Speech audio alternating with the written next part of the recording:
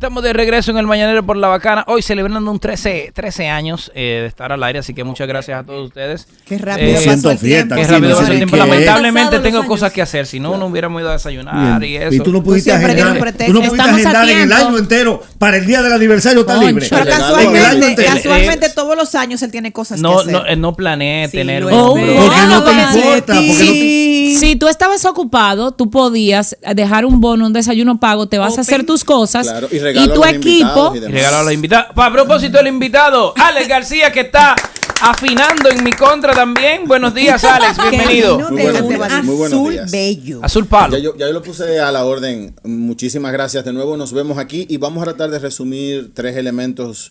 Una parte de lo que tratamos de hacer aquí es de actualizar lo que está ocurriendo en el mundo, que la gente más o menos tenga un link y ver cómo nos afecta. Y voy a hacer como muy rápido una salvedad sobre lo que ayer se anunció de las deportaciones. De las 10.000 deportaciones. ¿Es posible eso? Y es poco. Yo no me quiero meter yo quiero hacer como tres salvedades. Yo me niego a una cosa que es como una dicotomía, que tú tienes que ser. ¿Una qué? Una dicotomía. Realmente un aporismo. Googlealo.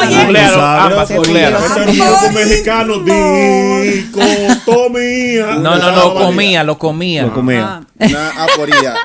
Decir que tú tienes que ser o anti-haitiano o antipatria. O sea, como que no hay un intermedio. Yo creo que no es así. Que si tú no estás contra los haitianos, entonces estás en contra de la patria. Yo no creo que es así. Y sobre el tema de la migración, yo creo que hay que ver cómo matizamos el punto. Y yo creo que es esencial que el Estado Dominicano gestione lo mejor posible sus fronteras y gestione su política migratoria.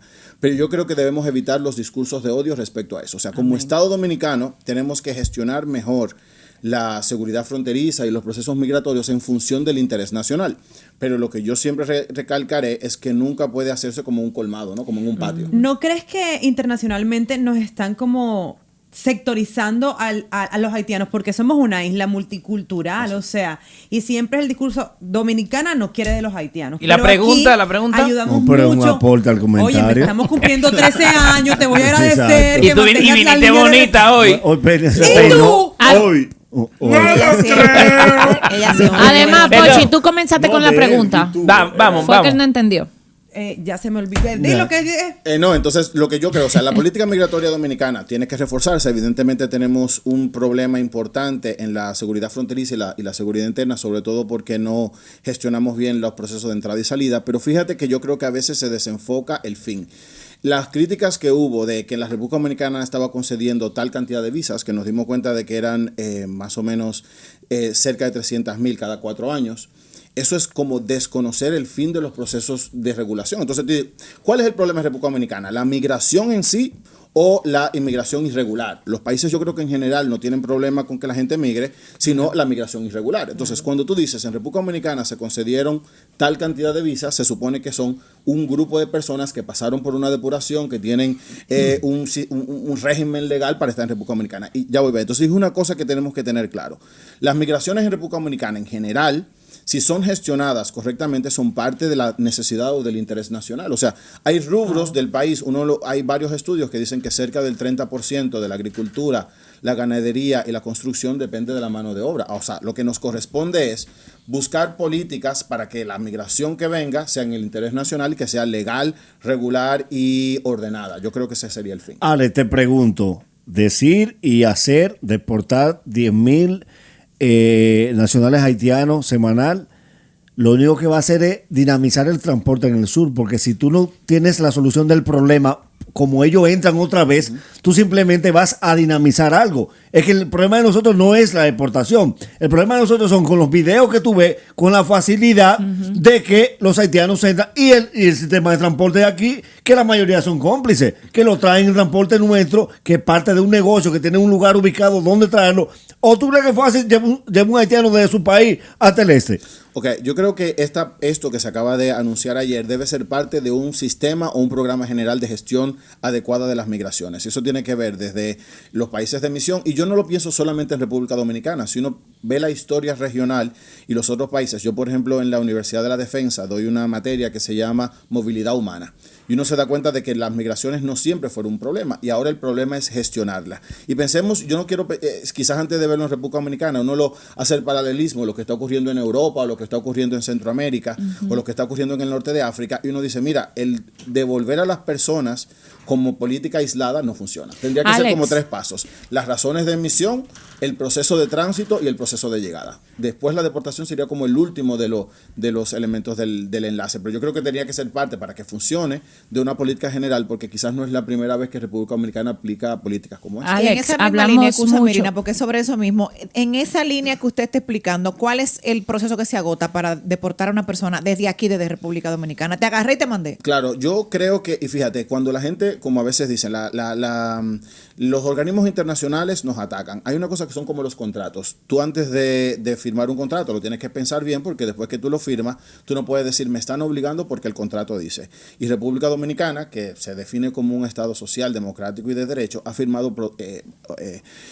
acuerdos internacionales que establecen los protocolos que debemos seguir. Entonces, fíjate que ayer la salvedad fue que vamos a seguir los debidos procesos para evitar las violaciones de derechos humanos. Mi miedo respecto a ese y sobre cualquier otra política que establezcamos, que el modo en el que lo llevemos nos dejemos llevar de las pasiones y evitemos el debido proceso. Y fíjate que cuando yo me refiero al debido proceso, yo no digo que se detengan las deportaciones en ningún caso. Digo que al momento de hacerlo, me gustaría que tratásemos a cualquier nacional como yo quisiera que trataran mis nacionales en el exterior. Recordemos que hay casi 3 millones de dominicanos en otros países. Pero no ilegales. Y justamente muchos por ahí, de ellos en proceso de regularización. Pensemos, por ejemplo, que en Estados Unidos hay muchos, no quiero llamarlo ilegales, pero en proceso de regularización, y en otros países, como por ejemplo Puerto Rico. Entonces yo quisiera que para mis ciudadanos o conciudadanos establecieran procesos previsibles. ¿Y qué es lo que yo me refiero con previsible? Que yo digo, mira, yo llegué ilegal a Puerto Rico. Ahora, si yo quiero legalizarme, tengo que hacer esto. Pero usted se casó, fue allá. Y en caso de que no, ¿qué hago? ¿Qué va a pasar? Entonces esa previsibilidad yo creo que es importante. Pero suelto en la calle. Yo lo que quería saber, Alex, y me da mucha curiosidad, que se habla mucho de la regularización y de cómo estos haitianos tienen que tener sus papeles para trabajar. Pero ¿a quiénes afecta directamente, realmente, que ellos se regularicen? Porque todos hablan de regularizar, pero ¿cuáles son los más afectados de que esto pase? Yo creo que una de las cosas que afectaría es, primero, regularizar da derechos y garantiza hasta cierto punto unos salarios, unos ingresos. Entonces, yo creo que la regularización es muy importante, porque te digo, mira, si nosotros vamos a decir que legítimamente nos quejamos de que hay muchas personas que utilizan el sistema de salud o el sistema de educación dominicano y son nacionales extranjeros. Fíjate que si nosotros regularizamos a esas personas pagan impuestos y por tanto tendrían una remuneración, pero también unas responsabilidades estatales. O sea, que yo creo que en general, yo creo que el desorden beneficia a muchas personas, el desorden fronterizo, el desorden migratorio, claro. Afecta a los más débiles, pero beneficia casi siempre a los más poderosos. Y yo creo que eso tenemos que prestarle atención. Ok, otro tema. Los factores que han hecho que se recrudezca la violencia en Medio Oriente. ¿Qué pasó? Pues mira, muy buena pregunta. Ese segundo tema, yo creo que ahora estamos en un punto de inflexión en el que pueden salir las cosas muy mal. Sabemos que Israel hasta ahora ha abierto 4 frentes fuertes, pero tiene 14 conflictos abiertos. Son muchos, 14 conflictos. Pero ven acá. Entonces, aquí yo no me tengo 6 y bueno, 7 con el negro que está afuera. 14 y sabemos que recordemos que hace unas semanas Israel atacó los beepers de los principales dirigentes de Hezbollah, y eso hizo que Irán la semana pasada empezara a amenazar, y hace 2 días empezó un bombardeo con misiles. Pero recordemos que estos ataques, aunque fueron muchos misiles enviados a Jerusalén, se nota que Irán no quiso atacar. Irán fue como, mira, yo te estoy advirtiendo de que en caso de que las cosas sigan, yo puedo atacar. Pero y quizás eso es lo que le debemos prestar atención. Irán no es, como por ejemplo ahora mismo Israel está peleando contra grupos milicias, no contra estados, ¿no? Contra Hezbollah, contra Hamas, pero si uno piensa en la fuerza militar que tiene Irán, que es productor de armas, que uno ve y tú dices, la única superioridad que tiene Israel en ese sentido es en fondos y en la fuerza aérea. Pero en fuerza de armas, Irán es muy superior. Entonces, ¿cuál es el miedo internacional actual? Primer miedo, que escale. Porque si Irán entra, evidentemente Estados Unidos entrará. Primer cosa. Primer elemento. Segundo, tan pronto como Irán envió misiles, se dispararon los precios de los petróleos y se disparó el precio, por ejemplo, de mucho de lo que tenía que ver con las finanzas internacionales. Y el último, la crisis humanitaria. Pensemos que en el Líbano, por los ataques, en 2 semanas se han movilizado 1 millón de personas. Wow. 1 millón de personas salieron de sus casas. Señores, eso es mucho. Muchísimo. Y ya estamos hablando de cientos de muertos. Entonces, la crisis humanitaria y después a República Dominicana le afecta, primero porque nosotros dependemos mucho del petróleo de Medio Oriente, y después cuando hay afectaciones del equilibrio de poder internacional, República Dominicana también tiene una carga. Y lo último, quizás de lo que quiero hablar, no sé si sobre eso, pero escuchamos que en Estados Unidos ahora hay una huelga en los puertos. No sé si ustedes escucharon. Sí, de hecho tengo muchos amigos preocupados y no sé qué tú crees si se podría dar una avalancha de gente comprando cosas para abastecerse por si se desabastecen. Oye, esto. Yo creo que pero expliquémoslo para los que no conocen un poco. En Estados Unidos hace 4 días los manejadores de los puertos decidieron iniciar una huelga en 14 puertos del este de los Estados Unidos y el sureste, y lo que están diciendo es: nosotros queremos que se prohíba la automatización, que los procesos dentro de los puertos no se gestionen de manera automática y que nos aumenten el 77% de nuestros salarios por 6 años. Wow. Eso es más o menos las demandas. Y mientras tanto, 77% durante los próximos 6 años, que hay un aumento de 77%. Escalado. Hasta llegar a los 77. Exactamente. Comienza en un 30. Te vamos a hacer lo mismo. No, por favor. Te vamos a hacer lo mismo. Que puede ser muy escalonado. No te pongas, está dando ideas. De mente en mente. Espérate. Él va a ceder. Después que yo me vaya. Exacto. Para que no te pegue a ti. Claro, porque después dicen que yo soy responsable también. Entonces, la cosa es que paralizaron los puertos y hay Forbes dice que esa paralización implica una pérdida de $7,000 millones semanales, wow, pero que ya van 5,000 millones. 2 previsiones a futuro. Primero, desabastecimiento, como tú dices, después encarecimiento de todo lo que viene por el este de los Estados Unidos, que es sobre todo la alimentación. Fíjense que la mayor parte de lo que es de Estados Unidos, de tecnología y demás, es por el oeste, por Los Ángeles, ¿no? Que viene sobre todo de Asia, pero la mayor parte de la alimentación viene por los puertos del este. Entonces, para los dominicanos, ¿cómo nos afecta? Primero, porque se prevé un aumento de los precios, y después todo lo que el stock market saca por el este. Y las personas que compraron, qué sé yo, cosas por Amazon, por decir un nombre, muy probablemente se vea retrasada. Wow. ¿Cuál es el porcentaje de posibilidades que existe de que esta petición sea complacida o de que se siga perdiendo dinero y que al final del camino se quede todo como está? Ya los Estados Unidos hicieron una propuesta del aumento del 50% y después una propuesta de que progresivamente iban a limitar la automatización. Sin embargo, siendo honestos, el proceso de automatización es deseable. Claro, lo que dicen los trabajadores es que nos quita trabajo, pero la eficiencia, y lo que ellos dicen es, lo que nosotros queremos es que un proceso, como nosotros hicimos en República Dominicana, que en vez de que tome una semana, tome 24 horas, y mucho de eso tiene que ver con la automatización, sobre todo en los procesos de registro, y por eso República Dominicana se puede ver afectado, por lo menos ahora, y sobre todo porque también hay trabajadores dominicanos en ese sector, pero a largo plazo uno tendría que pensar cuánto mejoraría la eficiencia de la importación. Por último, México hace historia con Claudia Sheinbaum como presidenta. ¿Cuáles son los retos que enfrentaría Sheinbaum y su relación con Estados Unidos? Esas dos me interesan. Muy buena la Soy el mejor. Con Estados Unidos. La relación con Estados Unidos. La relación con Estados Unidos, muy buena. Ella tratará de seguir las líneas generales que tenía su predecesor, López Obrador.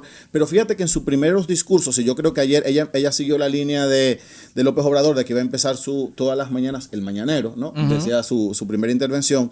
Y ella, yo creo que quisiera rescatar 3 cosas que ella mencionó. Primero, una crisis que a mí me parece, y eso es mi opinión muy personal, innecesaria, que es recalcar la división con España. Ustedes saben que se está reclamando que España se pida disculpas por la colonización. Yo creo que hay un término de historia que se llama que es, tú no puedes pensar que un acontecimiento del pasado se puede juzgar con los criterios del presente. Eso es lo primero. Empezó con poco oficio ella. Sí, es como decir, mira, nosotros tenemos criterios actuales, pero no necesariamente tiene que ser los criterios posteriores. Hay como elementos de eso, se llama anacronismo, ¿no? Es un anacronismo.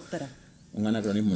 Coño, ya lo te lleva forzado. Tú has hecho un daño con Sandra. Va 3 que un anacronismo pide agua. Juzgar acontecimientos del pasado con criterio del presente. Primero. Después, lo segundo es que ella sí pidió disculpas por un asesinato, el Tlatelolco, ¿no? Hubo un asesinato de estudiantes, pidió por parte del Estado perdón por eso. Yo creo que es una cosa buena, sobre todo porque hay asesinatos como lo de los estudiantes de Ayotzinapa que necesitan ser esclarecidos por parte del Estado mexicano.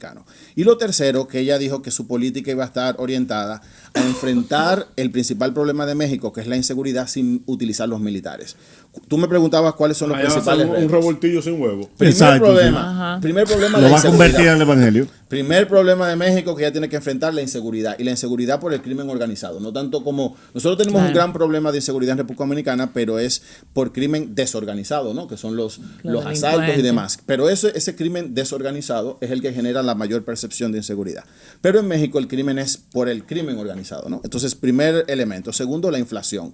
México tiene una inflación bastante importante y por eso ha aumentado la pobreza. Y lo tercero, lograr disminuir las desigualdades. México es un país, ustedes lo saben, ¿no? Con un sistema político bastante débil respecto a la economía que tiene. Con la cantidad de exportación y demás que tiene, debería tener menos desigualdades. Y yo creo que lograr enfrentar esos tres... bueno, y la migración. Ahora México es como el puente de toda la migración centroamericana y eso también es una crisis. Alex, a mí me sorprende mucho este logro para México porque se sabe que México es un país súper machista. Entonces, ¿cuáles son esos desafíos que ella va a tener que enfrentar como mujer al mando de un país como ese? Esa siempre ha sido la pregunta. Perdonar a Tiziano Ferro. ¿Cómo una... Eso es lo primero que ella tiene que hacer, por lo que dijo. Sí, bueno, ¿cómo una mujer pudo llegar a ser presidente en un país tan machista? Yo creo que es general, eso es, hay muchos artículos de eso, es porque llegó un momento histórico en que las opciones eran pocas, ¿no? Como se dieron las condiciones, los dos principales partidos propusieron mujeres y era como entre dos mujeres. Si tú, en las encuestas al inicio, los mexicanos le preguntaban, ¿ustedes quieren una mujer presidenta? No. ¿Estamos dispuestos a votar por una mujer presidenta? No. Las encuestas le daban lo mínimo. Pero llegó un momento histórico en que como que no había más opciones y ahí está, como en la historia le llaman el Black Swan. ¿Y eso puede pasar aquí? Negro. Bueno, yo creo que, ya lo vuelvo a decir, hay un elemento de la historia que es el cisne negro, lo que no puede ser previsto. Se dieron las condiciones para que eso ocurriera y las opciones no. Bueno, aquí hay muchas opciones. Pero muchísimas. Aquí hay muchas. Hay muchas opciones, pero yo te digo, hay un momento histórico en lo que tú dices. Tenemos, como antes, o sea, antes de que López Obrador anunciara quién iba a ser la candidata, pensemos, Kamala Harris o Kamala no iba a ser nunca candidata si no se dieran las condiciones para que no hubiera de otra. Entonces tú me preguntabas hace 4 años, ¿una mujer negra va a ser la candidata de un partido en los Estados Unidos? No, claro que no. Pero claro, las condiciones las circunstancias se dieron. No, y mira, pasa mucho históricamente, cuando pasa un Black Swan, hay dos polos. O el país llega a una crisis fuerte por no tener opciones viables, o la pega la persona y lo da. Pero históricamente siempre es crisis. O, ya te digo, por ejemplo, pensemos quizás en Europa. En Europa. Está aportando. Nada más se da cuenta que ahí está, es verdad. Muy buen aporte. Sí, muy buen aporte. Y mencionó Black Swan súper bien. No, ya es la mejor. Porque estoy en un curso de inglés. No te comenté. Apréndete los colores primero. Estoy en eso. Ya se sabe Black. Será en inglés. Ya se sabe Black. La vamos a hacer en inglés. Pero fíjate que, por ejemplo, en Europa, Meloni, en Italia, igual, no fue necesariamente, fue un Black Swan en cierto sentido, pero ella construyó un liderazgo poco a poco. En el mundo actualmente tenemos 7 mujeres liderando países o siendo primeras ministras, como presidenta, primeras ministras o como reinas, y esas 7 mujeres llegaron o por procesos históricos bastante paulatinos, como por ejemplo las que tienen que ver con los países nórdicos o con procesos del Black Swan. En República Dominicana, la última encuesta, recuérdate que mencionábamos esa encuesta, la gente decía que no estaba dispuesta a tener una mujer presidenta. Sin embargo, vamos a ver las condiciones. Cuando se preguntó, ¿queríamos una alcaldesa hace 6 años? Habían dicho que no. Sin embargo, las circunstancias cambiaron. Alex, querido, el pueblo está contigo. ¿Cómo la gente se comunica contigo, hermano? Me sentí como en Sin los ti se 60s, hunde este ¿no? país. Alex García LO y nos vemos la próxima semana. Gracias, Alex. Dios te bendiga mucho. Vamos allá. 13 como residente. Calle 3, mata y crece. 13 son las reasons why. 13, pero que no sea viernes. ¡Qué miedo! Los 13 bajitos. Los 13, papi, los 13. El 13 de la Duarte.